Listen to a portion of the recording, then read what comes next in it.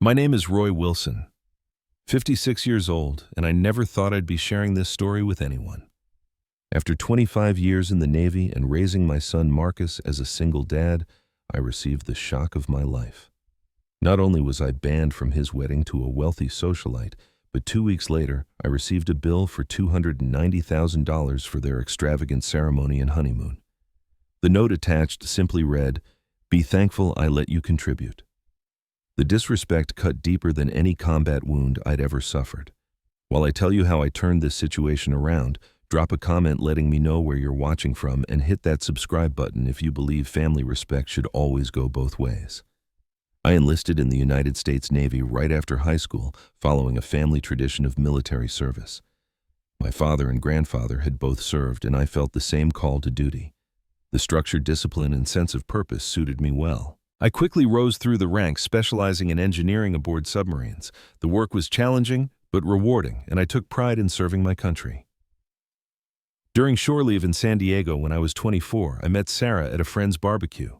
She was a kindergarten teacher with a bright smile and endless patience. We dated for 2 years before getting married in a simple ceremony attended by our closest friends and family. A year later, Marcus was born, and our family felt complete. Life as a military family had its challenges. I was deployed for months at a time, and Sarah shouldered the burden of raising Marcus alone during those periods. But we made it work. When I was home, I was fully present, soaking up every moment with my wife and son.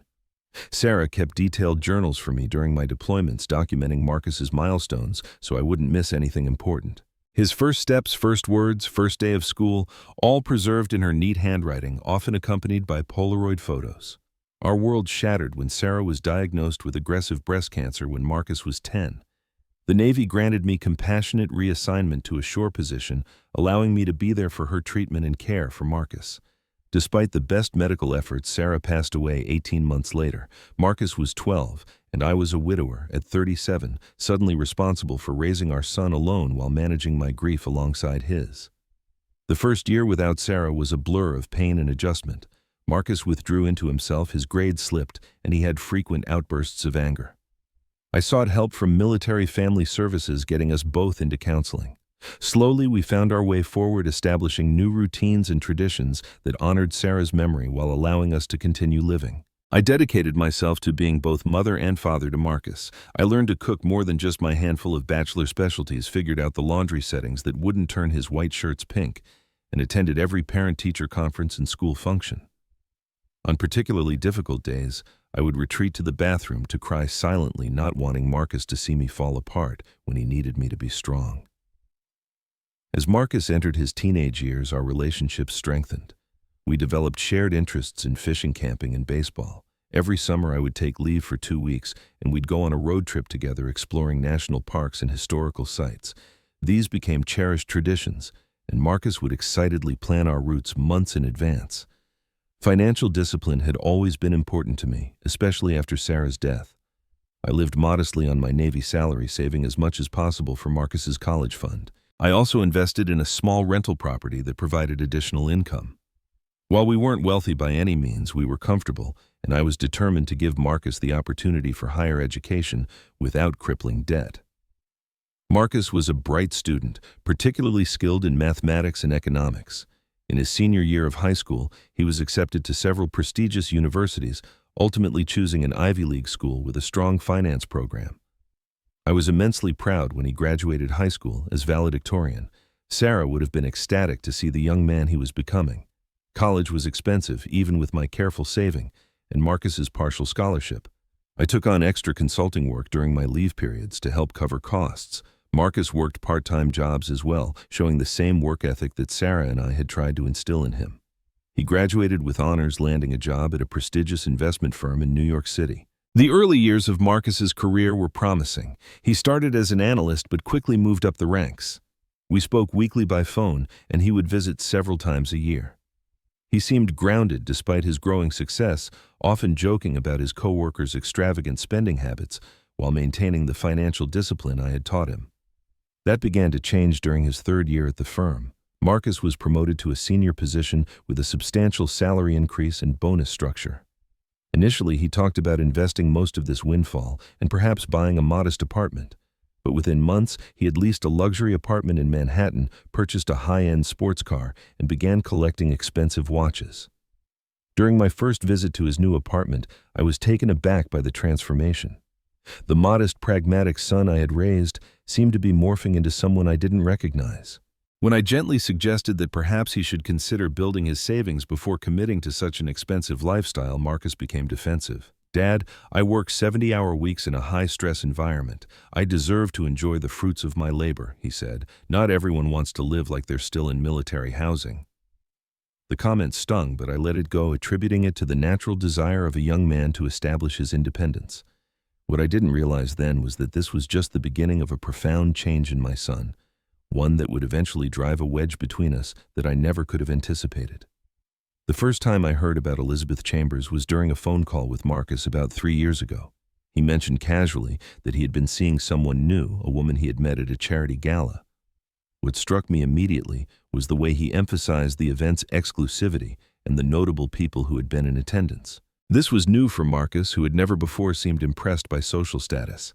"She's from the Chambers family," he said, as if that should mean something to me. "You know Chambers Real Estate Development, they own half the luxury high-rises in Manhattan." I admitted I wasn't familiar with the name, which seemed to disappoint him. Over the following months, Elizabeth's name came up more frequently in our conversations, always accompanied by mentions of her family connections, the exclusive restaurants they frequented, or the celebrities they had encountered at various events. 6 months into their relationship, Marcus invited me to New York to meet Elizabeth. I was excited to meet the woman who had captured my son's heart, hoping to see the genuine connection between them.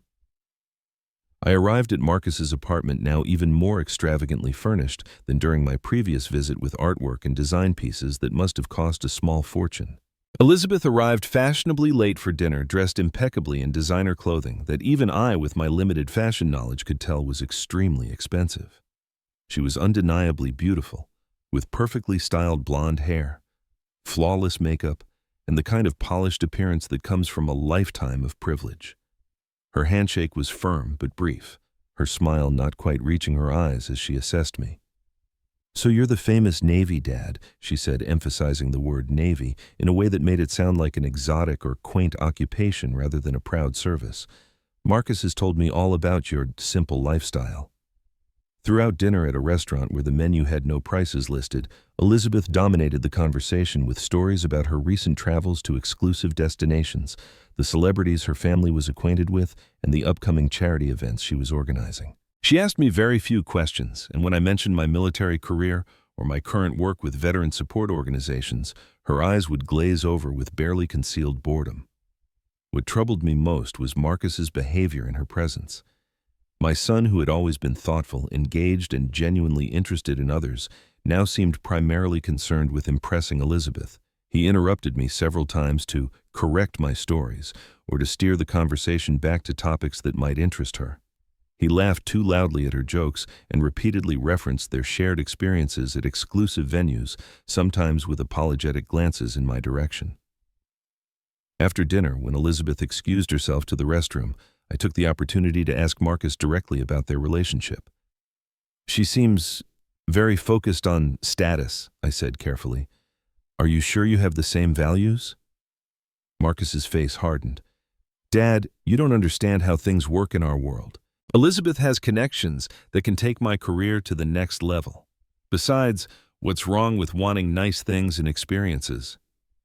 "There's nothing wrong with nice things, son, but relationships need more substance than shared luxury." He dismissed my concern with a wave of his hand. "You're just from a different generation. Success looks different now." Over the next year, Marcus's transformation accelerated.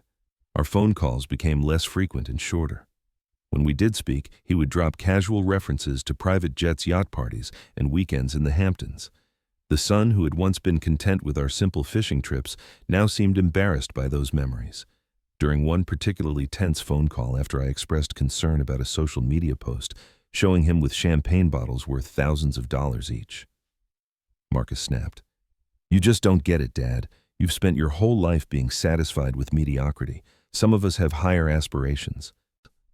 The words felt like a physical blow. After everything I had sacrificed to give him opportunities, after all the nights I had worked second jobs to fund his education, he now viewed my life choices as mediocrity. I ended the call shortly after sitting in stunned silence in my living room, surrounded by photos of a son who seemed to be slipping away from me. When Marcus and Elizabeth became engaged after 18 months of dating, I learned about it through a cousin who had seen their announcement in a society publication. My own son hadn't bothered to call me first.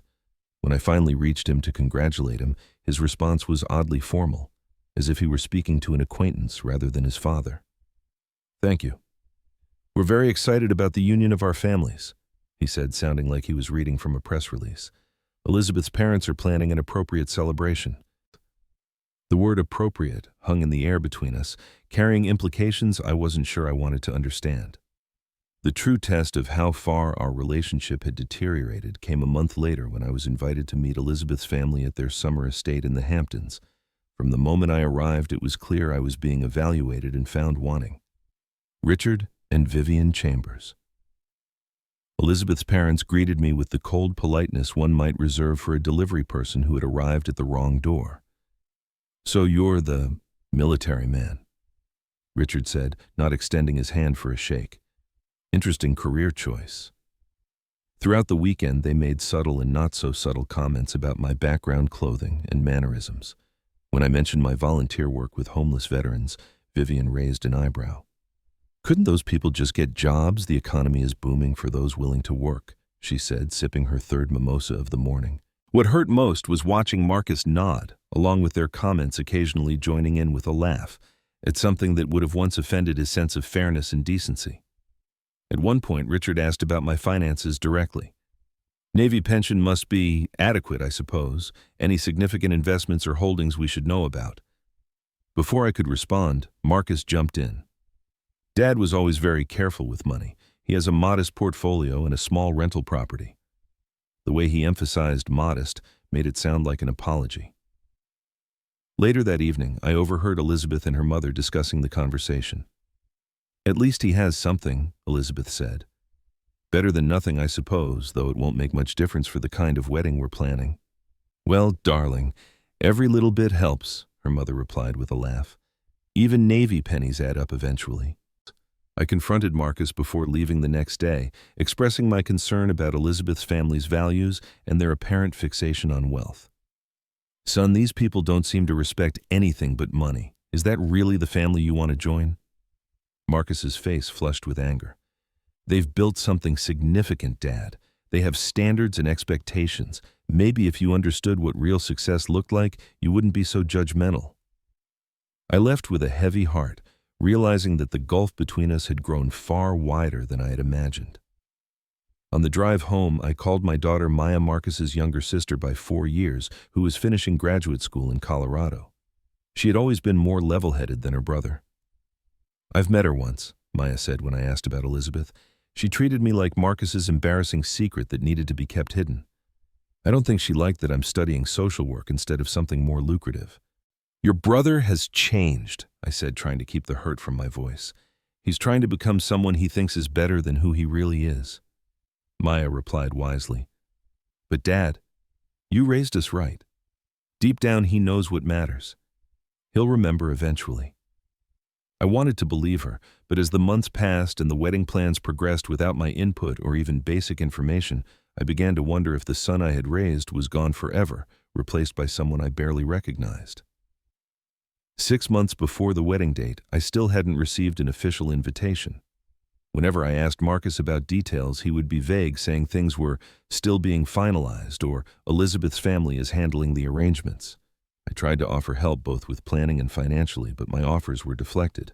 Then one evening, while scrolling through social media, I saw a post from Kevin, one of Marcus's college friends, showing an elaborate save-the-date card for the wedding of Elizabeth Ann Chambers and Marcus James Wilson at a luxury resort on the Amalfi Coast in Italy. The card specified that the celebration would span 3 days with a welcome reception, the ceremony itself, and a farewell brunch. My heart sank. Not only had I not received this save-the-date, but I was learning about my own son's wedding details from someone else's social media post. I immediately called Marcus, but the call went to voicemail. I left what I thought was a measured message, simply asking if we could talk about the wedding plans. 3 days passed with no response. I tried again, texting this time to keep things casual. Saw Kevin's post about your save the dates. They look beautiful. Looking forward to receiving mine. Another day went by with no response. Finally, nearly a week after my first attempt to reach him, I received a brief text from Marcus. Been busy with work and wedding planning. We'll call soon. But that call never came. Instead, 2 weeks later, I received a text message that changed everything. Dad, after careful consideration, Elizabeth and I have decided to keep our wedding intimate, limiting it to people who fit with our vision for our future. I hope you understand this isn't personal, just a matter of creating the right atmosphere for our special day. We'll fill you in after the honeymoon. I read the message multiple times, unable to process what I was seeing. My son, my only son whom I had raised alone after his mother died, was telling me I wasn't invited to his wedding because I didn't fit with their vision. What could be more personal than that? I called immediately, but the call went straight to voicemail. I left a message asking for clarification, trying to keep my voice steady despite the pain and confusion I felt. When that received no response, I sent an email, then another text. Nothing. Desperate for answers, I reached out to Marcus's old friends, hoping someone could help me understand what was happening. Most seemed uncomfortable discussing it, but one finally admitted the truth. Look, Mr. Wilson, I don't know how to tell you this, but Marcus has been telling people a different story about his background. He talks about growing up in Connecticut with a father who was an international businessman, always traveling. He never mentions the Navy or, well, his actual upbringing. Elizabeth's crowd is really status conscious, and I think he's trying to fit in. I was speechless. My son had fabricated an entirely different childhood, erasing not only me, but also his mother and our life together.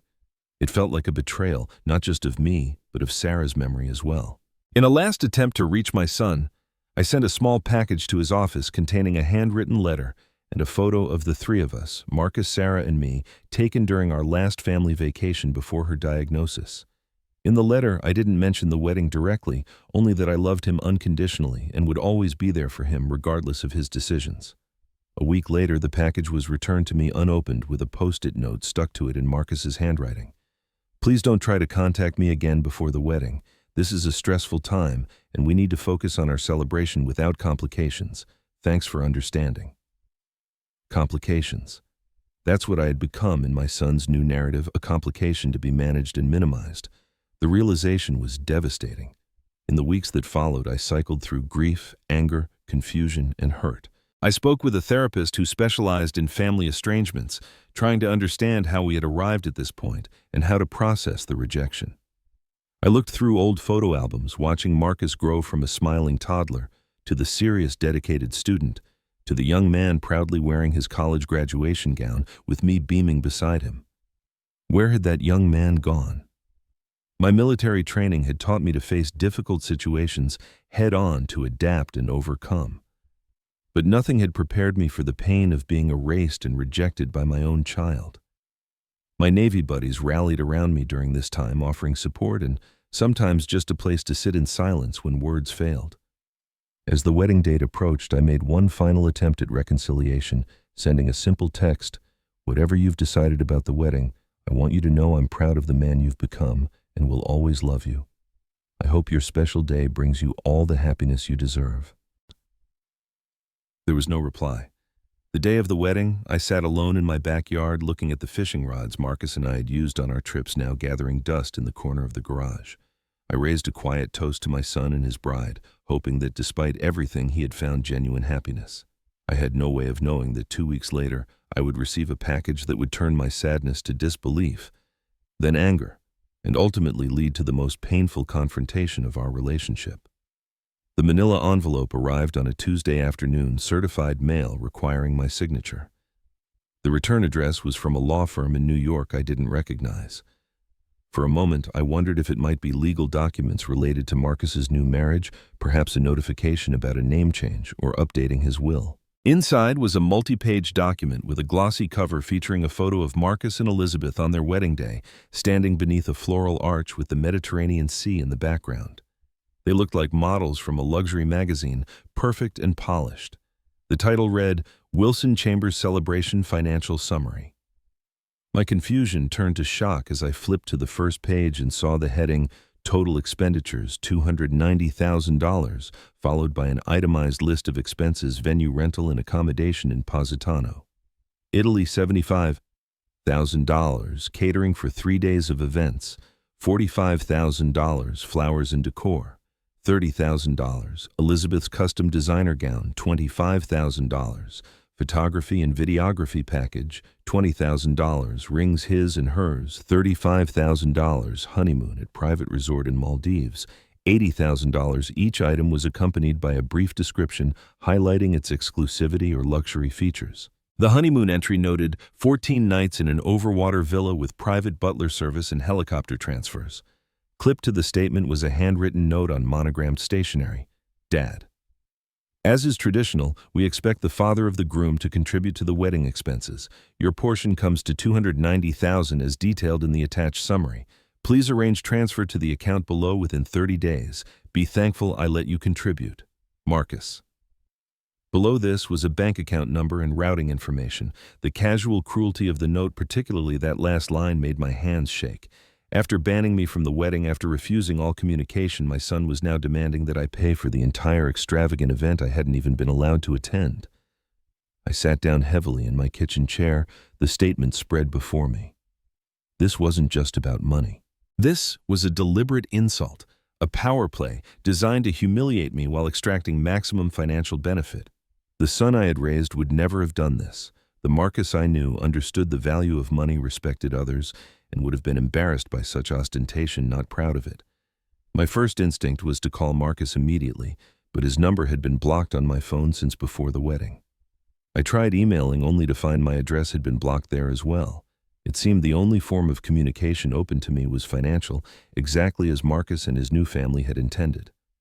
I spent a sleepless night wrestling with my response. Should I simply ignore the outrageous demand?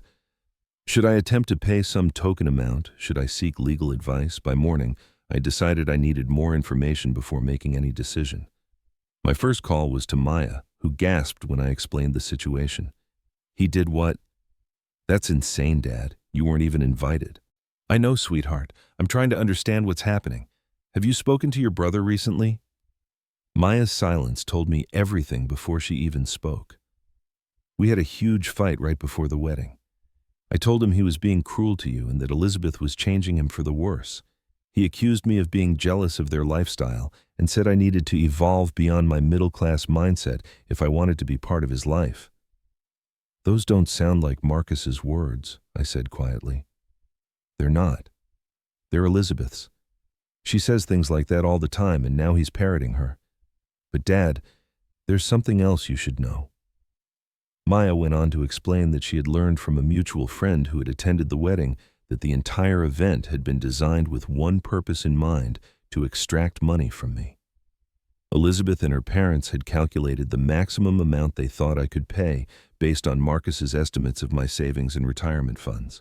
They had never wanted me at the wedding, considering my presence embarrassing, but had always planned to bill me afterward. According to what Marcus told Elizabeth's parents, Maya continued, her voice tight with anger. You have around $300,000 in savings and investments. They decided to bill you for $290,000, leaving you just enough to survive on your pension. And Marcus went along with this. I asked, still unable to believe my son could be so callous. He's completely under their influence now, Dad. Elizabeth has convinced him that her family's way of doing things, using people for their money and connections, is just how the world works.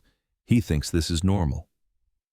After speaking with Maya, I contacted a friend who works as a financial advisor, then a lawyer who specializes in family law. Both were appalled by the situation and assured me I had no legal obligation to pay for a wedding I hadn't been invited to or agreed to fund. The lawyer went further, pointing out that if I wanted to pursue it, I could potentially have a case for emotional distress given the deliberate nature of the exclusion, followed by the financial demand. But legal action wasn't what I wanted. I wanted my son back. I wanted him to remember who he was, who we were together.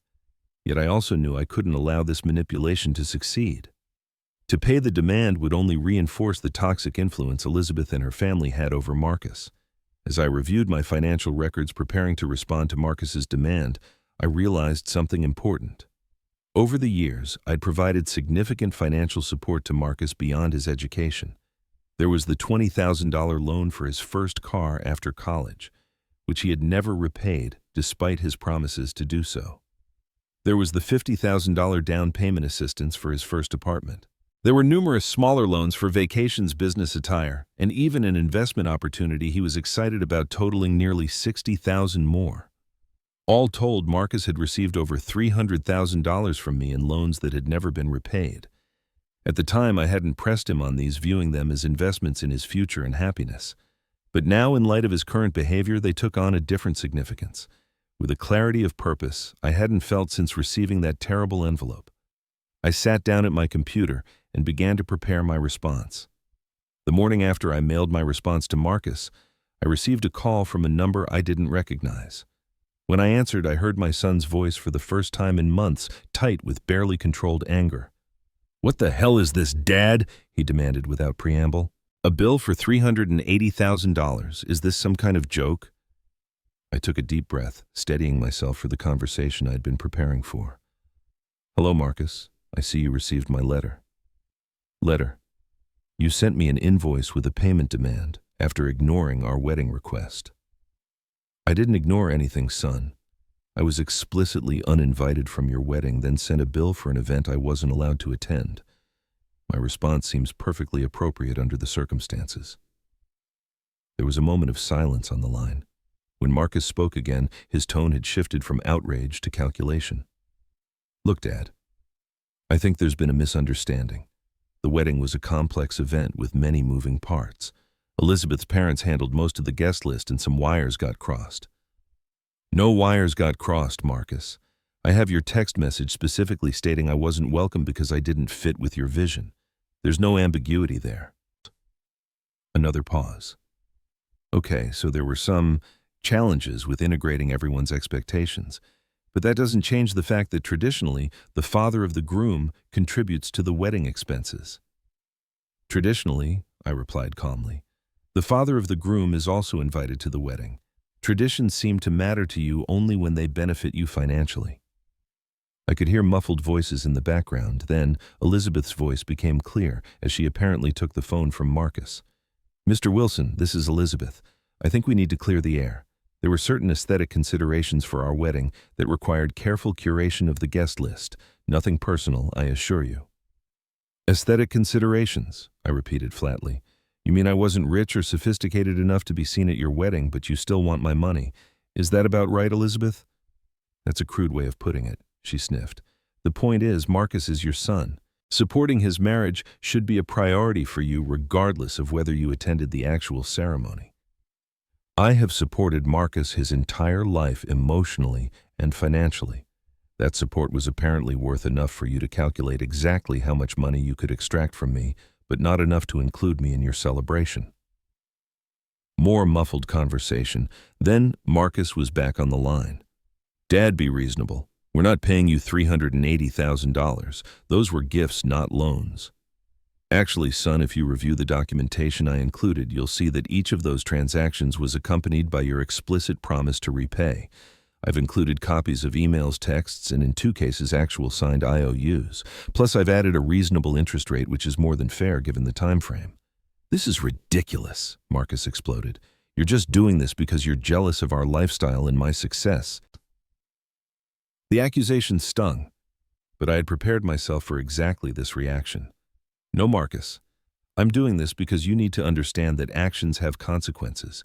You can't treat people, especially family, as aid made to be used and discarded when convenient." "Elizabeth's father says we should sue you," Marcus threatened. "He says we have a solid case for the wedding expenses." "You're welcome to try," I replied. "My lawyer thinks differently, especially given the documented evidence that I was deliberately excluded from the event I'm being asked to fund. But more importantly, do you really want this to become a legal battle?" Think about what that would mean, Marcus. Public records, depositions, everyone knowing exactly how you treated your father after he raised you alone. The line went silent for a long moment. Then Elizabeth's voice again, more strident this time. "My family has connections you couldn't imagine, Mr. Wilson. We can make things very difficult for you." "I survived 2 tours in combat zones, Elizabeth. I nursed my wife through terminal cancer while raising a child alone. Your kind of difficult doesn't frighten me. I heard what sounded like the phone being grabbed, then Marcus's voice slightly breathless. Dad, let's not let this get out of hand. Maybe we can reach a compromise. I'm listening, I said, though I had little hope for a reasonable proposal at this point. What if we forget both bills? You don't pay for the wedding and we'll consider the loans forgiven. Clean slate. I considered this for a moment. That might be acceptable with one additional condition. What's that? Marcus asked warily. You come to my house alone for a full day. Just you and me talking. No phones, no interruptions. Before we can wipe any financial slate clean, we need to address the real issues between us. There was another muffled conversation with Elizabeth's voice rising sharply in the background. Then Marcus came back on the line. Fine, next Saturday, but just for a few hours, not a full day. A full day, Marcus, from 9 in the morning until dinner. This isn't negotiable. After more background discussion, he finally agreed. Fine, but this settles everything financially at least. We'll see, I said, not willing to make any promises until we had spoken face to face. After hanging up, I sat quietly for a while, processing what had just happened. For the first time in months, I had spoken to my son. It hadn't been the warm reconciliation I had dreamed of, but it was a start. More importantly, I had stood my ground against the manipulation that had become the hallmark of his relationship with Elizabeth. The next step would be much harder, however. When Marcus arrived on Saturday, I would need to find a way to reach the son I had raised, the young man who had once valued integrity and family above material success. I would need to help him see what he had become without driving him further away. I spent the next few days preparing, not just emotionally, but practically as well. I pulled out photo albums, Marcus's childhood art projects, and the letters and cards he had written me over the years. I dug out the fishing gear we had once used together and cleaned it meticulously. I cooked his favorite childhood meals and froze them, ready to reheat when he arrived. When Saturday morning came, I was nervous but resolved. This might be my only chance to break through to Marcus, to help him see the path he was on before it was too late. As I waited for the doorbell to ring, I reminded myself that beneath the polished exterior of the stranger my son had become, the heart of the boy I had raised must still exist. My job was to help him find it again. At precisely 9 o'clock, a sleek black luxury car pulled into my driveway. Marcus emerged wearing designer sunglasses and a suit that probably cost more than my monthly pension. He hesitated before approaching the door, adjusting his cuffs and straightening his tie, as if preparing for a business meeting rather than visiting his childhood home. I opened the door before he could ring the bell. Good morning, son. He nodded stiffly. Dad. An awkward silence stretched between us until I stepped aside. Come in, I've made coffee. Marcus entered cautiously, his eyes sweeping over the familiar surroundings of the house he had grown up in. Nothing had changed much since his last visit nearly 2 years ago, except perhaps a few more gray hairs on my head and a new recliner in the living room. Still have the same old furniture, I see, he commented, his tone suggesting this was a character flaw on my part. It still serves its purpose, I replied mildly. Coffee's in the kitchen. Still take it black. He seemed surprised I remembered. Actually, I drink espresso now, but black coffee is fine. In the kitchen, I poured us each a cup and set out a plate of homemade cinnamon rolls, Marcus's favorite since childhood. He eyed them, but didn't take one, instead sipping his coffee and checking his watch. I have a dinner reservation at 8 back in the city, so we should establish some ground rules for today, he began formally. I agreed to come talk, but I'm not interested in guilt trips or lectures about my lifestyle choices. I studied my son's face, noting the tension around his eyes and mouth. Despite the expensive clothes and practiced confidence, he looked unhappy. No lectures, I agreed. But I do want honest conversation, Marcus. That means both speaking and listening from both of us. He frowned slightly but nodded. Fine, where do you want to start? Let's start with a walk, I suggested. Down to Miller's Creek like we used to. The fresh air might make this easier. Marcus looked like he might object, glancing down at his polished Italian leather shoes, but after a moment he shrugged. All right. The path to Miller's Creek wound through the woods behind our neighborhood, a route Marcus and I had traveled hundreds of times during his childhood. It was a place of significance for us, where I had taught him to fish, where we had talked through his mother's death, where we had discussed his college choices. As we walked in silence, I could see Marcus gradually relaxing despite himself. The familiar sounds of the woods, the dappled sunlight through the trees, the distant rushing of the creek, all worked their subtle magic. By the time we reached the creek bank, his shoulders had lowered from their defensive position near his ears. We stood side by side watching the water flow over smooth stones. Finally, I spoke. "Do you remember when I taught you to fish here?" A flicker of a smile crossed his face before he suppressed it. "You were so patient. I kept tangling the line, but you never got frustrated. You caught a trout on your 5th try. You were so proud you insisted we take a picture before releasing it." "Mom put that photo on the refrigerator for months," Marcus said softly, then looked surprised at himself for mentioning her. I nodded, encouraged by this small opening. "She was always your biggest cheerleader. Mine too." We sat on a fallen log that had served as our bench for years. Up close, I could see the fine lines of stress around Marcus's eyes, the slight hollowness in his cheeks despite his polished appearance. "You're not happy, are you, son?" I asked directly. He stiffened immediately. "What are you talking about? I have everything I've worked for. Great job, beautiful wife, connections to influential people." "That's what you have, not how you feel. When was the last time you laughed? Really laughed until your sides hurt? When was the last time you felt completely at peace?" Marcus looked away, his jaw tightening. "Life isn't about sitting by creeks and fishing anymore, Dad. The real world is competitive, demanding. Success requires sacrifices." "I understand sacrifice better than most," I replied. "I sacrificed time with you and your mother for my country. I sacrificed career advancement to be there for you after she died. Those sacrifices had purpose and meaning. What's the purpose of the sacrifices you're making now? To build something significant, to be someone important. And has it worked? Are you important to the people who matter?" Marcus stood abruptly, pacing along the creek bank. "You don't understand. Elizabeth and her family move in circles you can't imagine. The connections, the opportunities." "I understand perfectly," I said calmly. "But you haven't answered my question. Has becoming the person they want you to be made you happy?" For a moment, Marcus's carefully constructed facade cracked and I glimpsed the confused, unhappy young man beneath. But he quickly recovered, his expression hardening. "Happiness is a childish concept. I'm focused on achievement. Is sending your father a bill for a wedding he wasn't invited to an achievement you're proud of?" The direct question stopped his pacing. He looked at me, then away, a flush rising in his cheeks. That was Elizabeth's idea. But you went along with it, just like you went along with excluding me from your wedding, just like you've gone along with pretending your childhood was different than it was." Marcus sat back down heavily. "How did you know about that?" "Word gets around.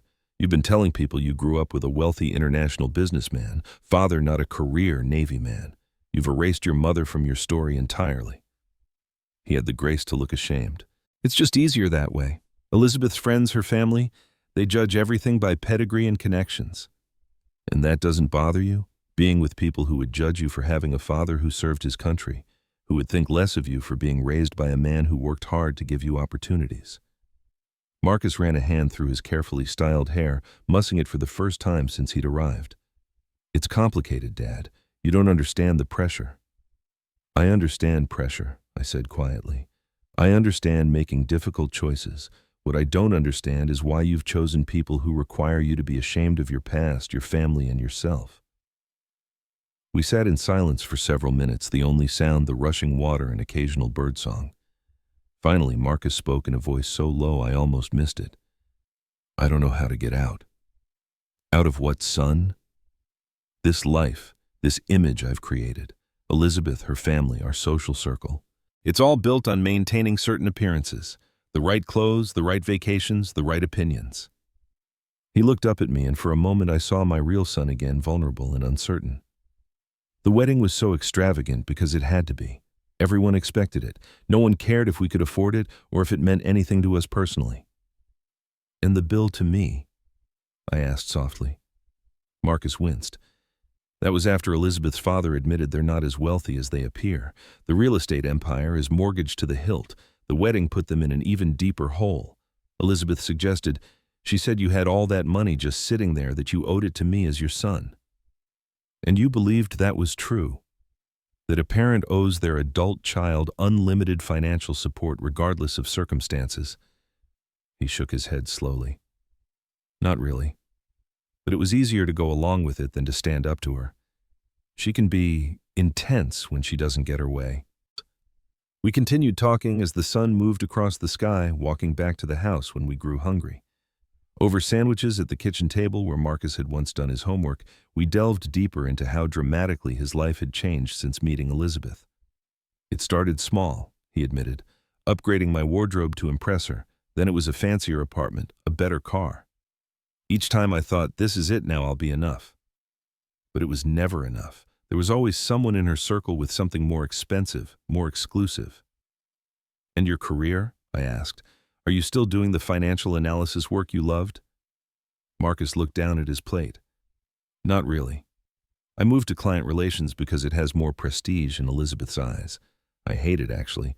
It's all schmoozing and politics, no real substance. As afternoon turned to evening, we moved to the backyard deck. I brought out the photo albums I had prepared, and together we paged through Marcus's childhood.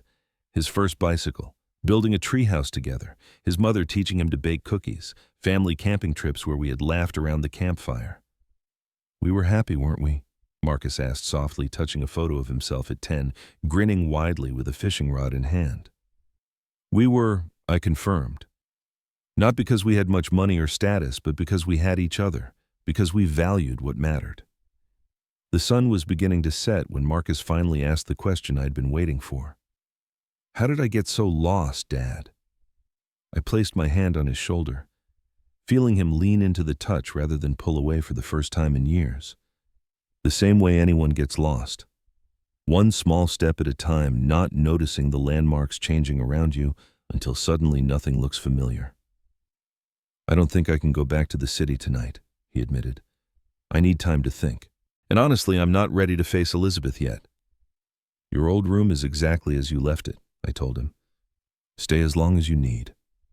Marcus nodded, relief evident in his face. Can we go fishing tomorrow like we used to? I'd like nothing better, son. As darkness fell, we sat in comfortable silence watching the stars appear. The expensive suit jacket was draped over a chair, the designer shoes kicked off. In their place was my son, not the polished stranger who had arrived that morning, but the Marcus I had raised and loved. The bill for the wedding lay forgotten. There would be difficult conversations and decisions ahead, particularly regarding Elizabeth and their marriage. But for now, it was enough that Marcus was finding his way back to himself and to me. The morning after our long conversation, Marcus and I went fishing at Miller's Creek, using the old gear I had maintained all these years. He wore a pair of jeans and a faded t-shirt he had left at my house years ago, looking more like himself than he had in a long time. We didn't catch much, but that wasn't really the point. I need to make some changes, Marcus said as we packed up our gear around noon. Big ones. Any idea where you'll start? I asked, careful not to push too hard. He nodded. I need to talk to Elizabeth, honestly for once, about who I really am, where I come from, and what I want from life. If she can't accept the real me, then we have no future together. That won't be an easy conversation. No, he agreed. But it's necessary. I can't keep living a lie, pretending to be someone I'm not just to please her and her family. Over the next week, Marcus stayed at my house using the time and space to reflect and plan. He called his office and took a leave of absence, something he said he hadn't done in 3 years, despite being entitled to vacation time. He spoke with Maya for hours, rebuilding the sibling bond that had frayed during his time with Elizabeth. Elizabeth called constantly at first, then sent increasingly angry texts when Marcus wouldn't answer. Finally, he agreed to meet her, but on neutral ground, a coffee shop halfway between my house and the city. He returned from that meeting looking both exhausted and relieved. It went about as well as could be expected, he reported, slumping into a kitchen chair. She accused me of having a breakdown, of throwing away our future. When I brought up the wedding bill to you, she actually defended it, saying it was standard practice in her circle. And where does that leave your marriage? I asked gently. Marcus sighed. On hold at best. I told her I need time to figure out who I am and what I want. She gave me an ultimatum: our life together or this. He gestured around my modest kitchen, as if this represents some kind of failure. What did you tell her? A small smile touched his lips. I told her that this was home with all that implies, that the values I learned here from you and Mom are the ones I want to live by again. Over the following month, Marcus began the difficult process of rebuilding his life on a more authentic foundation. He spoke with his company about transferring back to the financial analysis division he had originally loved. He found a small apartment of his own, much more modest than the luxury place he had shared with Elizabeth. Most importantly, he started therapy to work through the issues that had led him so far astray. Elizabeth filed for divorce after Marcus refused to return to their previous lifestyle. The process was contentious, with her family threatening various forms of professional and social retaliation. But Marcus stood firm, even when they attempted to claim he was responsible for the wedding debt they had incurred. "My lawyer says they don't have a case," he told me over dinner one evening, "especially since I have texts and emails showing they deliberately excluded you from the wedding while planning to bill you for it afterward. No judge would look favorably on that." "How are you feeling about the divorce?" I asked. Marcus considered the question carefully. "Sad that I made such a fundamental mistake in judgment. Relieved to be free of the constant pressure and pretense. Mostly I feel like I'm waking up from a strange dream where I was playing a character instead of being myself." The final revelation came 3 months after Marcus's visit to my house, when financial irregularities at Elizabeth's family's company became public. The Chambers' real estate empire had been built on fraudulent loans, inflated property valuations, and tax evasion. Richard Chambers was indicted on multiple federal charges, and the family's assets were frozen pending investigation. "They were completely broke," Marcus told me, shaking his head in disbelief. "The mansions, the cars, the vacations, all financed by debt and deception. They were desperate for my income and your savings to maintain the facade." "And if you had paid the wedding bill?" I asked. "It would have gone straight to their creditors with nothing to show for it." Elizabeth knew this all along. She was raised in a house of cards, taught that appearances matter more than reality.